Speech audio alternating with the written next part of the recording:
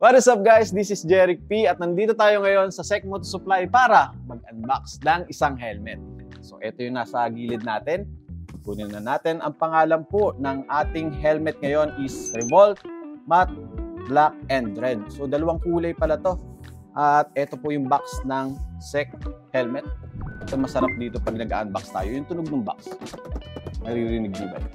Tara, unbox na natin. Huwag na natin patagalin. Tingnan natin kung anong meron sa loob. Sa loob, meron po tayong unang-una is yung spoiler. Saan ba iharap? Ay, spoiler tuloy. So, meron tayong, unahin natin to. Meron siyang clear na lens. Ayan. So, free na to guys. Papakita natin sa inyo mamaya. Ang ganda nung clear oh. Meron siyang parang shark fin. Tapos, hindi siya yung regular na plain lang. Hindi meron siyang carb dito. Ito po yung clear. And then, meron pa po siya sa loob na spoiler. Uy! May extra spoiler. Ayan. Ang kulay nito parang smoke na may pagka-blue. Okay, tingnan pa natin sa loob. Meron pa po tayong balaklava. Ayan. Guys, free na to. Sa lahat ng helmet ng SEC Moto Supply, meron na po siyang full face na balaklava.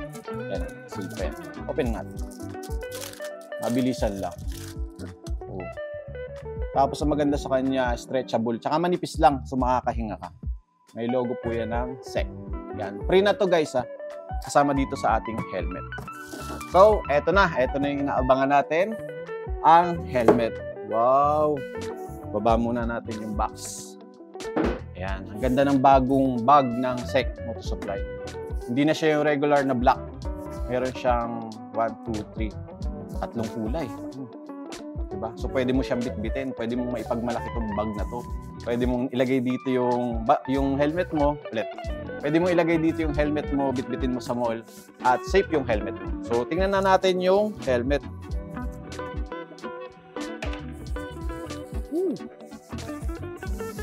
Uy!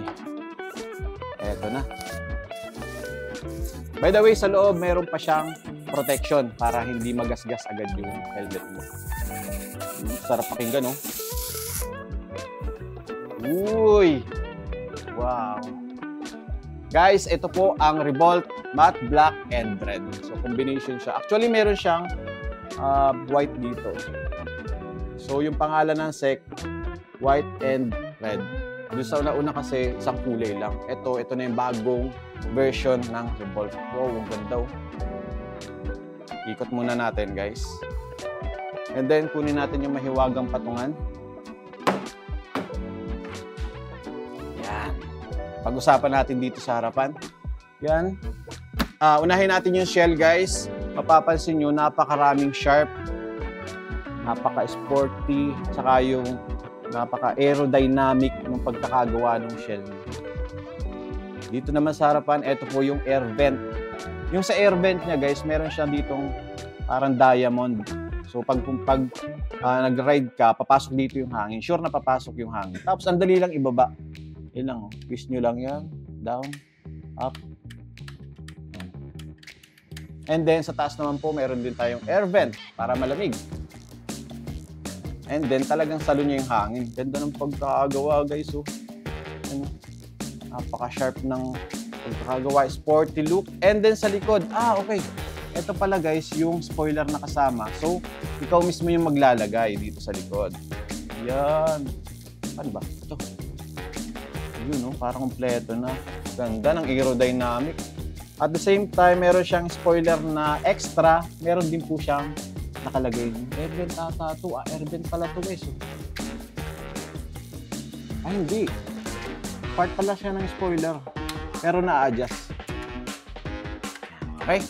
At ang kulay naman guys, meron siyang white dito. May graphics. Tapos graphics ng konting red dito sa taas. Ang ganda. Now, pag-usapan naman natin yung nakalagay na kanyang visor. Tagal natin yung speaker para mas makita nyo kung gaano kaganda. Uy! Tingnan nyo naman kung anong kulay yan. Oh, nag-match dun sa red and white. Pwede kang manalamin. Sobrang ganda. Parang red na may pagka-orange na may pagka-yellow. So ito yung sinasabi ko sa inyo guys. Meron siyang shark fin. Guys, ito pala. meron siyang kasamang clear kasi paggabi, ito yung gagamitin nyo. Kasi po, itong Revolt na to is meron siyang inner visor. Saan ba siya makikita? Dito sa loob guys, ito yung kanyang mechanism para bumaba yung visor natin. Yun no. So ang kasama is yung smoke. So hindi mo na kailangang bitbitin lagi itong inyong iridium na lens kasi meron na po siyang visor na smoke. Maaraw at naka-install yung clear, walang problema. Hindi mo na kailangang bitbitin. Right. Tapos, ang kagandahan po dito sa helmet na to, ito po yung tinatawag nating flip up. Ano ba yung flip up? Regular naririnig natin modular. So paano siya gawin? Pwede itong gawing full face at pwede itong gawing half face. Ito lang po, meron tayo ditong pipindutin mo lang. Ayan. Tapos, saka niyo po ipipin. Kaya po tinawag na flip up kasi natataas na. Ayan. Ito po yung maganda dito sa ating Revolt. At habang nakabukas guys, tingnan natin yung inner padding. Ito, nakakapako kaagad. Ang kapal. Sobrang kapal niyan guys. Ayan. Halos may pagka 2 inch ata to. Ayan. Tapos, mapapansin nyo, ito kasi yung hinahanap ng ilan sa atin. Karamihan sa atin na gumagamit ng helmet is yung intercom ready. By the way, meron po siyang malalim dito sa may itong part na to, tanggalin kaya natin ng konti. Yan, meron po siyang malalim na part na pwede nyong paglagyan ng intercom. Kaya masasabi natin intercom ready. Halos lahat po ng SEC na helmet is intercom ready kasi yun na yung mga hinahanap ng mga rider, ng mga nagmumotor. At yung padding naman guys, makapal. Makapal, malambot. At saka try natin isuot para mas mapit natin. Ang size po pala nito is large. By the way, ako is XL. Ayan. Yun, no? Asan na? Hindi ko... Ayan. Yun. Sakto lang pala sa akin ang large pagdating sa modular kasi po, pag inaangat mo yan, nawawala yung pagka-snug fit. So, mas better na mag-lower kayo ng sizes. Trivia lang guys, paano mag-fit ng modular o flip-up na helmet. Ang gagawin nyo po is i-open nyo muna ito and then saka nyo isuot. Para makita nyo kung bababa ba siya, babagsak, or aangat, or maluwag sa inyo. Kasi lumuluwag po ito pag nakaangat. Pero pag binaba nyo, yan, medyo may pagka-snug fit. Pero saktong-sakto lang. Message po kayo sa SEC Moto Supply para sa mga sizes, para sa mga availability ng ating mga helmet na nire-review. Isa pang kagandahan guys dito sa helmet natin, ito po ay quick release. Alin po ba yung quick release? Ito po yun. Madali lang siyang tanggalin, madali lang siyang itabi. Meron po kasi tayong iba pang klase na helmet na double D-ring. Mahirap tanggalin, medyo kumakain ng oras, pero ito po isa, madali lang. Hilahin nyo lang to. Ayan, tanggal na. And then, tanggalin nyo yung helmet. Yun.